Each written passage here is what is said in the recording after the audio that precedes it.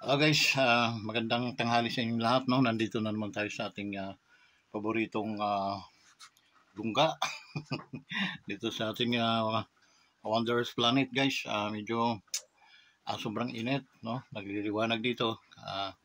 Sa kabila naman nagpapader dito sa my side, no? Papader sila, diretso na doon. So makukulong na yung aking lupa. Ito lang. And then ano tayo ng bayar ng kahoy, no? Antipolo. Okay? Pinatutumba natin. So those interested, no? Gusto ng magnegosyo ng kahoy ng Antipolo, ito. Titingnan nyo rito. Okay, sa Barangay Buboy. Meron akong nakausap sa sa Mayhay, no? Please, puntan nyo agad to. Mag-usap tayo ng tungkol nito. Hindi ako mahirap na kausap. Okay? So, yun. So guys, ano bang shout out muna sa ating mga ka-wonders, no? Scattered around the world, na ating mga solido, solid listeners, solid na mga subscriber. Hello, shout out sa inyong lahat. Kumusta kayo, no? Saan mang dako sa mundong ito. Okay? May wishes o na kayo dapat ay palaging nasa magandang kalusugan at ligtas sa mga pagsubok pang araw-araw. So nawa ay matapos ninyo ang inyong mga kontrata para makapag-uwi kayo sa inyong mga pamilya at kayo ay magsama-sama muli at maibsan ang mga pangangailangan at mga ang tawag nun, yung namimiss ninyo ang isa-isa sa inyong mga pamilya, mga anak, mga asawa, no? So sana maka kayo sa inyong mga kontrata para kung gustuhin man yung bumalik, pero ang ko nga, no, sa inyo ay mag-ipon, and then para at least parang lang, yung pagpunta nyo sa abroad ay parang isang paghanap lang ng need, no, or pangkabuhayan. So yun nawa sa ating mga OFWs, no, na nag-abroad, isipin po ninyo na mayroon kayong mga minamahal sa buhay na nag-aantay sa inyo. Kaya ingat palagi, no? Kaya hanga kami sa inyong mga kabayanihan. So shout out sa inyong lahat. Okay? Ano pa sa ating mga kaibigan na scattered din around the world, no? Doon sa mga kaibigan kung hindi pa nagsasubscribe, kindly subscribe to our YouTube channel, Wondrous Motovlog TV, and then paki-likes lang po, no? And then comment below para at least alam ko kung mga taga-saan kayo. Alam ko kung saan umaabot itong ating vlog na to. So, palayan kayo ng ating Panginoon. Okay? Ano ba ang ating topic ngayon? Kukumintuhan sa mga ito, no? Ito'y Lunes, araw ng Lunes. Okay, yung pitsa ngayon. So, ibiyata. So, yun. Basta, no, kahapon. So, anong mga issues na dapat nating ribatihin, no? Ating tiris-tirisin, ika nga. Ating lagariin, no? So kung ano man ang mga tawag doon, no, para at least maging makumintuhan natin yung mga nangyayari dito sa ating lipunan. Okay? Hindi nangin sa atin na tumataas, pati ang ako'y nagulat nang ako'y nakakita sa mga bintahan ng bigas, ano? May 70. Diyos ko, ang sarap dakutin yung bigas sa pagsasampiga sa mga nagbibinta, no? Kasi grabe. At sino ba nagpamahal ng bigas na yan? Okay? Mga negosyante lang naman. Ang mga niyan. Kaya dapat ang ating Pangulo magdeklara ng embargohin lang ng mga bigas ng mga din silaban kasama yung mga may-ari. Ganun lang kasimple ko. Salamat nga kayo, hindi ako presidente. Ang presidente talagang gagawin ko yun. Mahuhuli ko mga negosyante, mga siraulo. Tragis talagang sisilabang ko kasama yung kanilang mga sibuyas, mga tinago nilang mga bawang, sibuyas. Silabang ko yun, mga nakatiwarik. Salamat kayo, hindi nga akong presidente. Okay? So, Baka natuturitik naman ng yung ating presidente. Kaya minsan mabagal ang kanyang mga reaksyon, no? Mabagal. Pero, mahal na Pangulo, pinagkatiwalaan ka nga namin, kailangan ding kumilos ikaw. Okay? Kung yung mga kamag-anak ng mga siraulo na mga nag-aano sa pagkaroon ng pagtaas ng mga presyo ng ating mga bilihin, aba, ipagbibitin ng patiwarik ang mga yan, kahit mo yung mga kamag-anak ng mga yan. Okay? And then, pagsisilaban mong mga, kumuha ka ng mga gulong ng mga heavy equipment, na mga piloder, itapat mo sa mga ulo nun, na tapos buhusan mo ng gasolina yung gulong, saka mo silaban. Okay? Siguro sabi ng mga kamag-anak mo, hindi na kita magiging kamag-anak. Putris ka, salbahe ka pala. Okay? Dahil mga salbahe sila, mga salbahe, mahal na Pangulo, kumilos ka na para hindi mahuli ang lahat. Baka mag-react ng mga tao, kasama ang mga military, kawawa ka. Mangyayari na naman yung mga dapat hindi mangyari. Pero nakikita natin ngayon sa sobrang mahal ng mga bilihin, Pangulo, no? Then, baka naisip mo na ito'y parang nasa sini lang, baka nagtitrip-trip ka lang, no? Gusto mong makipaggira sa China, naku, wag mong pagkagawin yung Pangulo, baka ikaw ang ibitin patiwarik ng mga tao. Kawawa ka naman, kasama mga kasambay mo, mga mahal mo sa buhay. Wala kami magagawa doon ng mga supporter mo, no? Kasi ako yung supporter mo na balanse, hindi po ako maninira sa dating Pangulong Duterte, kay Vice, lalo na sa Vice, no? Kay Inday. Para parehas balanse ako sa inyo. Okay? Mga tinitira ko lang naman yung mga siraulo mong mga kamag-anak. Okay? Na patuloy na nambibiktima, nagpapayaman. At ang kanilang sinisip-sip ay ang pera ng ating bayan. Okay? So, kaya masalimuot. Napakasalimuot mo palang presidente. Joke. Unti-unti nakapagsalita na tayo kasi wala ka rin naman, hindi ka rin naman tumitingin sa amin. Kaya dami namin pangangailangan, pabaya ka rin naman sa amin. Pero, balanse kami, wala man kami kinikita sa iyo, wala man kami kinikita sa iba, walang nagbabayad sa amin para magsalita ng ganito.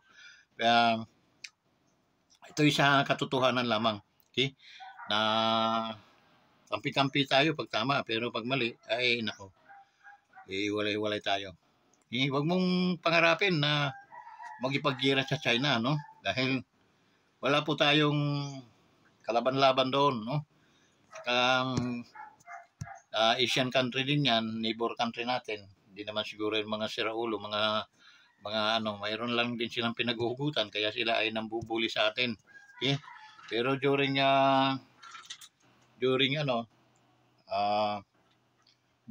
Pangulong Duterte, walang ganon. Ang nangyayari dito, parang mahilig ka daw sa mga mahilig ka nga sa Wonders. Hindi mo naman sinusuportahan itong Wonders Motovlog TV. Nagkanda sira-sirang kubo ng palasyo ng Wonders, hindi ka man lang umambag. Ay nako, what happening to you? Kaya minsan nag-iisip na kung iwanan ka. Dahil kami mga supporter ni Duterte at kay Inday, okay? Kay Pangulong Duterte. Dahil Marcos ka, hanga kami sa mga Marcos, sa ama mo, they are very brilliant person. Kaso, parang hindi nangyayari sa'yo. Okay? Imagine mo yung bigas, maabot ng ganyan ang presyo, samantala sobrang bigas natin dito pala, hindi pa tayo nag-i-export no? Nag-i-import dito pa lang ng mga palayan namin sa Laguna, sobra na sa dami ng palayan sa buong Pilipinas ngayon. So ako pa yung presidente, sa totoo lang, ipakain ko yung sako-sakong bigas doon sa mga negosyanteng, opo, sabay tutok ng kanyon sa mga ulo, kain, maglalagutukan siguro. Nakakatawa siguro kahit kasi yung mga tarantado, natatarantaduhin mo, matatawa ka. Ganon. Kaya, parang malapit-lapit na tayo sa kantang My Way, ah. Then this nerve, the final curtain. Pangulo. Bye-bye. Bye, Pilipinas. Kung minumutya. Okay? Marami na kasing nagbabalak, pero sa totoo lang, hindi ako sangayon doon. Lalo na doon sa lokal-lokang vlogger na si Mar Loka-Loka. Marami na ang unti-unti nang umaatras yung mga kumbaga nakakapag-isip na si mga kulukoy na mga natin, mga kontra Marcos, na na sila, yung nakakapag-isip na rin sila. Tika muna, bakit tayo naniniwala dito kay Mar Loka-Loka? Sino ba ito? Wala naman kumbaga wala naman siyang, hindi siya kilala na tao, no? Para lang siyang igit, tae, na wala namang, kumbaga imagine mo kakalabanan niya presidente na can-afford naman siya, Okay? At magtataka ka, dating kakampi, dating humihimot sa puwit ng Pangulo. Yan, si Mar Loka-Loka. Himod dyan sa puwit ng Pangulo. Ngayon paano, nahuli nga nanakaw ng underwear. Kaya ito ng panahon, nakala niya susundin siya ng mga, hindi ka naman artista, hindi ka na anak ng mayaman o isang politician na kilala. Mahihiya ka, Mar Loka-Loka, parang ikakaman mo yung bansa namin nang wala ka namang, ay nako, sarap mong sampigain. Wag kami. Sino ka ba yung, nako,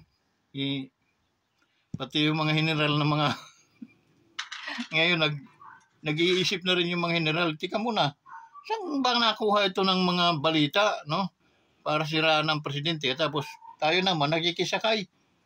Naiisip, mabuti nga't naisip, mga matatalino mga PMER mga yun, kaya nagtataka ko bakit mga nagpapaloko kay Mar Loka-Loka.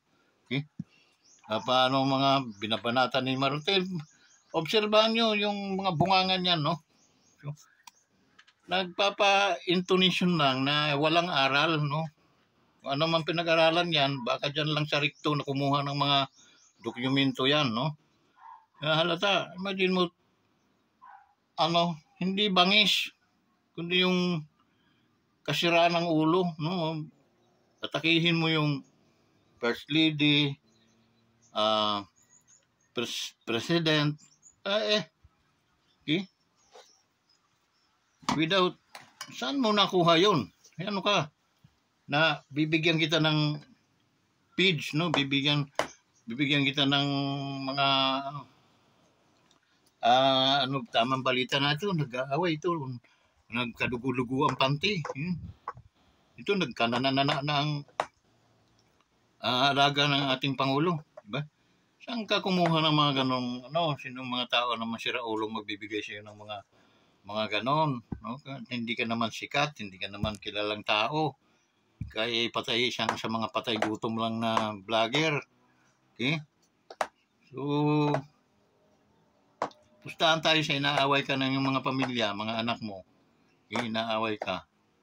Kasi, halata, tulad sa aming mga matatalino, halata namin na naninira ka. Okay?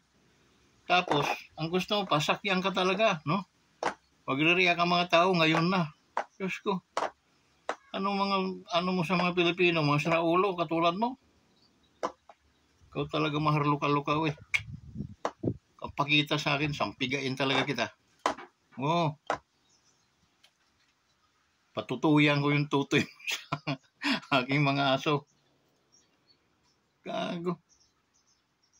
Blasphemy yung ginagawa mo. You are, enemy of the stage. Dapat sa'yo ay patayin ka mang 5 bisis, kulang.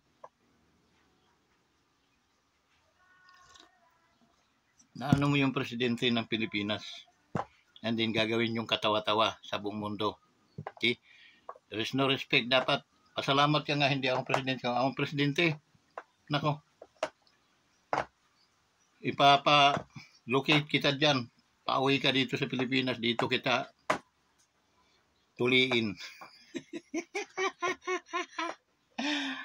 Ay, marluka-luka. Unti-unti nang wala nang naniniwala sa'yo. Okay? Kung mayroong mga problema ang presidente, problema ng Pilipinas yan. Hindi mo problema yan. Hindi ka dapat nag-ano ng mga mag-rebuild din na yung mga tao, mag-rebuild yung mga ano, no. Wala pong sasakay sa iyo. Mayroon man, yung kapwa mo rin mga tanga. Okay? Kaso lang, yung mga PME, yung mga general, ng mga dati naniniwala talaga sa iyo, himod-himod din nila mga balitang galing sa iyo. Okay? Kaya minsan, nadjadjabog ko sila kasi ko naman sa mga tatalino ng mga ito, pero parang ang bobo naman sa aktual. Okay? Dahil siguro may mga edad na, nawala na yung talino. Okay? Pero hindi, ngayon nagsisisi na sila, nag-ano sila. Ako'y magagalit sa presidente, magagalit ako nang walang magtutulak sa akin dahil totoo akong galit sa presidente. Dapat ganon. Ganon, mga general. Hindi yung galit kayo, nakikinig kayo doon sa patay gutom na vlogger na yon. Okay? Nagnanana na siguro ang puwit niya.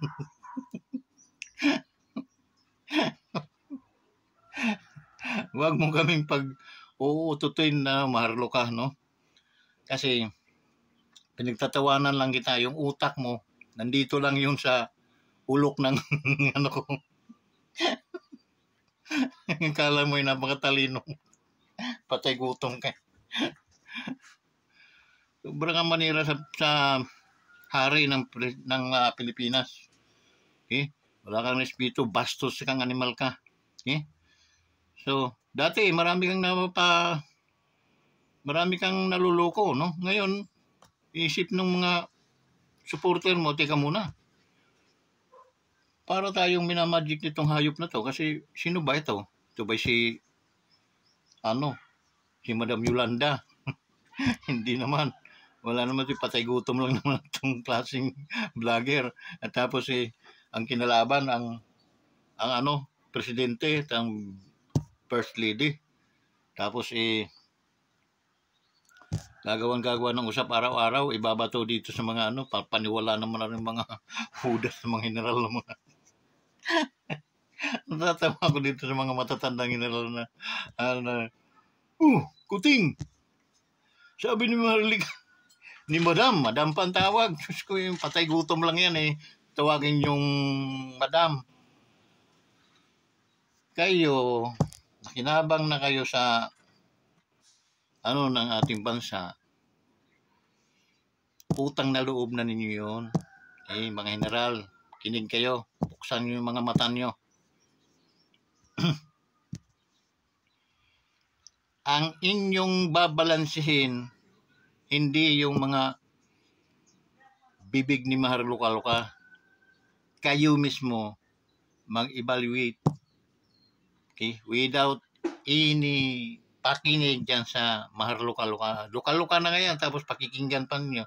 Tulad sa aming, alam naming luka-luka yan. Tapos kayo, nagpapakaloko. Diyan ang tingin namin sa inyo. Para kayong mga trapo rin. Mga general kayong retirado na. Pero para kayong mga kagang, walang pili. Okay? Pinipili din ninyo yun dahil matatalino kayo. General kayo ng sandatahang Pilipinas. Hindi ka basta-basta maging general, wala kang utak.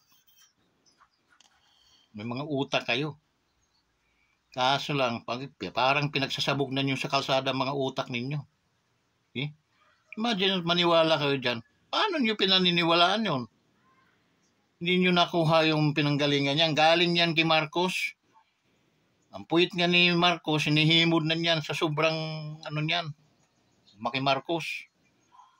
Wala pang isang buwan si Marcos nanalo. Bumatsi na. Kung matalino ka. May hiningi na hindi na ibigay. Nagtampo.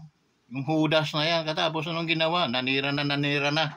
Saan kukuha ng salapian para isweldo dyan sa tagapag kanilang mga ahas-ahas na sinasabi nga, mga general, nga kayo, gumising nga kayo Huwag yung mabatukan ko pa kayo para lang kayo gumising. Ay, tika muna. Oo nga, ano. Tama ito si Kawanderers. Parang mas matalino pa si Kawanderers. Nang kayo ay naniwala dyan kay Maharluka-luka, tinawag pa niyo madam-madam, no? Hindi kayo makatawag ng madam sa ating first lady. Pero kay Maharluka-luka, natawag niyo madam, kung di ba naman kayo mga kasukasukang mga klaseng tao. Asawa ng pinakamataas na ranggo sa ating bansa. Hindi niyo matawag ng madam. Anong tawag niyo? Kung anong tawag ni Maharluka-luka doon. Yung bitawag yun eh.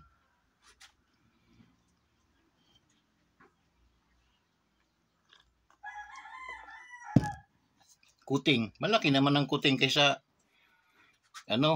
kuyumad. Kayo mga mukha kayong mga kuyumad. Eh? Nakadikit sa ulo. Kahit yupi na. Nandun pa rin. Kadikit sa buhok. Kailangan hugutin. Usuyurin. Ang utak niyo talaga mga general kayo. Yun ako nawalan ng respeto sa inyo guys. Sa totoo lang, no? Pero, yung paman, hindi naman forever yun. Alam kong mayroong din kayong pinaghuhugutan. Hindi ko alam kung ano. Na sinasandalan din niyo, parang inaano ninyo, ginagamit ninyo mga sambayan Pilipino. Ako sambayan Pilipino, wag niyo akong isama sa inyo. Hindi po lahat, no, mga general. Pero, kung yung kayo mismo ay may sariling source, kayo mismo yung nag-aano ng mga balita na nakakasagap kayo ng galing mismo sa inyo, maniniwala ako sa inyo. Pero saan ang galing? Kay Maharluka-luka, tinatawag pa niyong madam. Okay? And then our first lady na dapat niyong irespeto at igalang, anong tawag niyo? Smug. Mga putang ina kayo.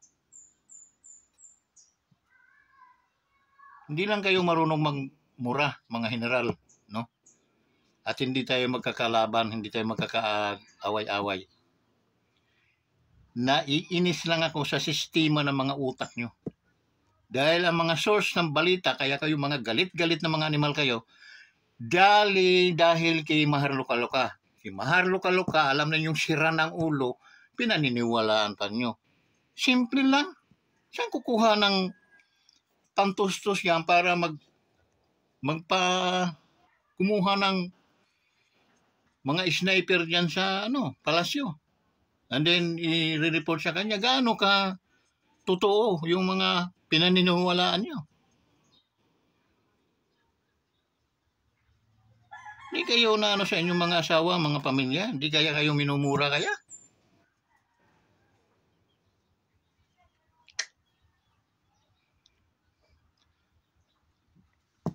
Kayo ang ng inyong mga sariling balita. Anong nangyayari tunay na nangyayari sa ating bansa. Hindi yung aasa kayo dyan sa luka-luka na yan, no? Wala namang kapasidad yan. Sa totoo lang, empty na tao yan. Pinaniniwalaan nyo at alam nyo ang sinisira? Pamilya Marcos. Yung presidente mo. Guys, sinisira pati yung first lady nyo. Hindi ka naawa noon sa hippie mo na ginaganyan ng taong hindi naman kilala, ng taong grasa. Okay? Yung respeto nyo na nyo dyan sa luka-luka, dan you respect to the president, you son of a bitch. Mga general nga kayo, pero mga balirak na mga ulo nyo.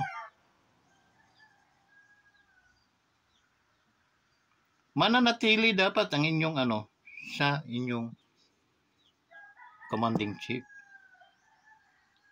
That is the president. Dahil mga militar kayo eh. Kung mayroon man kayong nakuhang balita, panindigan ninyo at hindi nang gagaling dyan sa luka-luka na yon. Okay? Na sisirain lang yung bansa, utak ninyo, sisirain lang, magkukudita, mag-aano kayo, re-react kayo, dahil lang sa luka-lukang yon. Naniniwala pa kayo doon? Dan sa maniwala kayo sa inyong presidente, sa inyong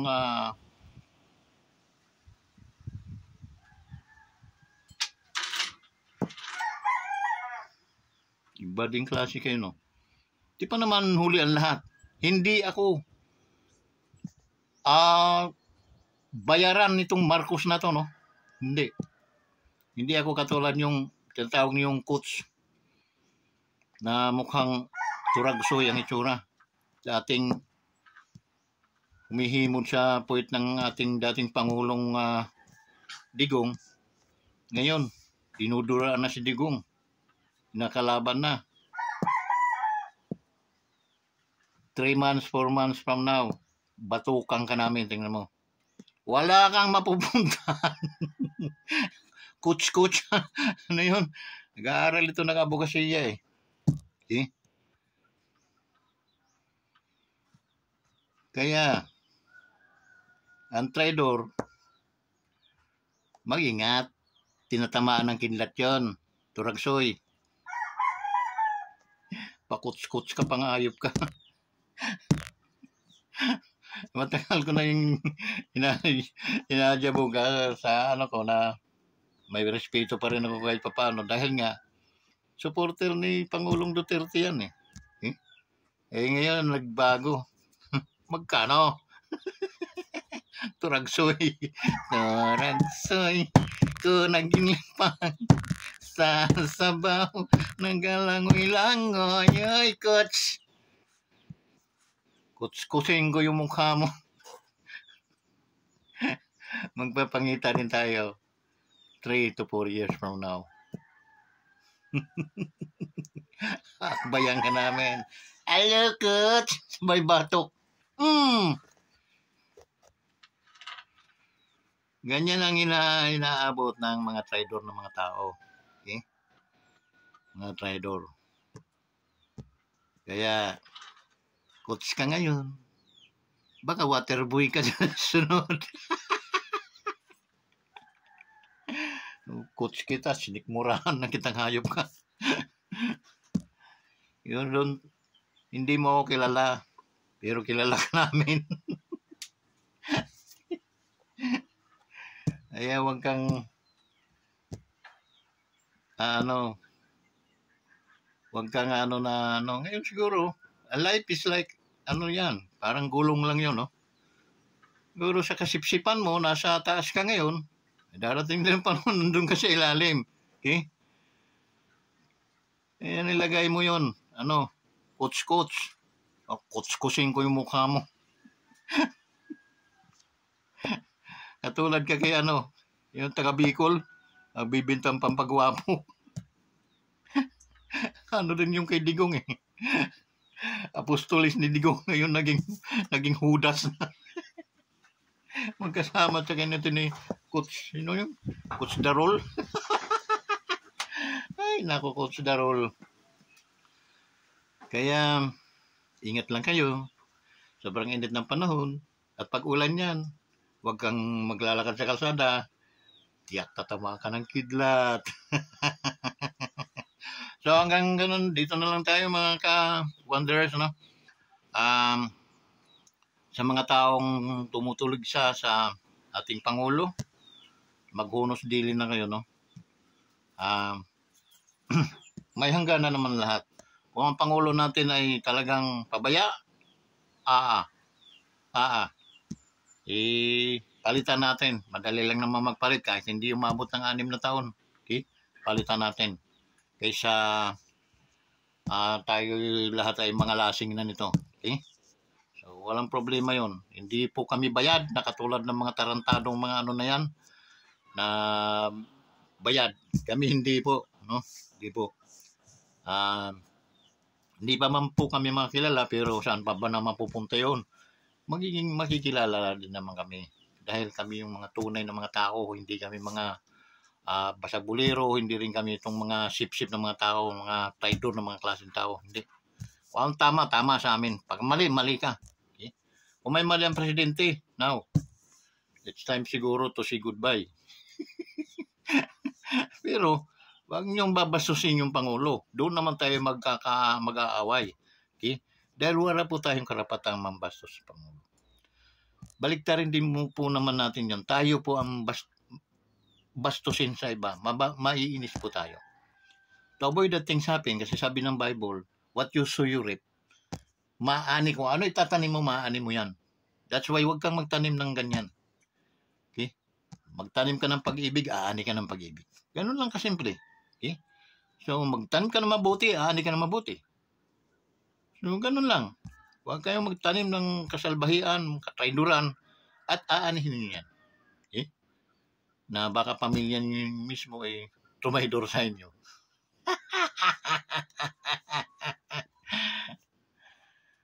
Kaya yun guys. Maraming salamat sa mga hindi pa nagsasubscribe sa Wanderers Motovlog TV. Please subscribe, likes, and share. Comment below. Okay? Mag-comment po kayo para alam natin kung mga taga saan kayo.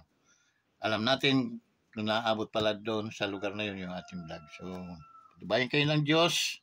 Mabuhay kayong lahat. Bye-bye.